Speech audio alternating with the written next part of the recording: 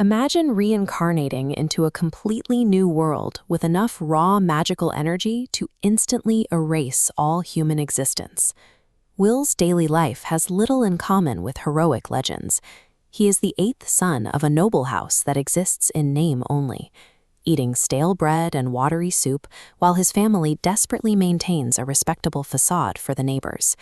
He avoids using his magic at all costs. To Will, world-ending power is a liability, a target on his back that would destroy his dream of a quiet, independent life away from the capital. In this rigid feudal society, a low-born son believes his only hope for personal agency is to remain entirely invisible to the system. That invisibility vanishes the moment an undead master mage named Alfred discovers Will practicing deep in the forest. Under Alfred's training, the true scale of Will's magic becomes undeniable. This chart compares the hard mana limits of a standard human against Will's capacity, which expands continuously without a ceiling. It is a volume of energy that simply cannot be hidden for long.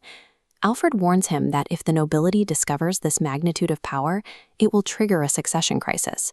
Factions will immediately begin fighting to control Will as their puppet leader. In a world where raw magic serves as the highest form of currency, an asset as massive as Will's cannot stay on the shelf forever. Will tries to remain a loner at the Adventurer Academy, but his sheer strength acts like a magnet, drawing in a team of outcast nobles who see him as their only path to success. His anonymity is destroyed during an airship flight when an undead dragon attacks the passengers. Will is forced to reveal himself, erecting a magical barrier that instantly shatters a blast of dragon's breath and saves the ship. The kingdom's institutions immediately move to capitalize on the new hero. The king summons Will to the castle and forces the title of baron upon him. The church follows suit, orchestrating a forced engagement between Will and the local saint, Elise. Meanwhile, the duke begins treating Will as a specialized military asset for the region. The very acts of heroism meant to buy Will his freedom, slaying dragons and saving lives, only served to pull him deeper into the king's service. After surviving an expedition into ancient ruins, Will recovers lost technology and a staggering windfall of 10 million gold coins. This influx of wealth creates a target. On this chart of the noble hierarchy, Will's new fortune acts as a massive disruptive node, destabilizing the traditional lines of power and inviting assassination plots from jealous rivals. The king uses this tension to his advantage.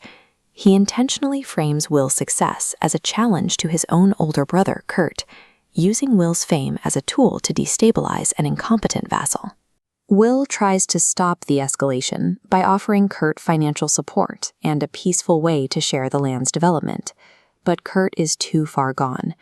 Will's power has created a political vacuum that guarantees conflict, regardless of how many peaceful gestures he makes.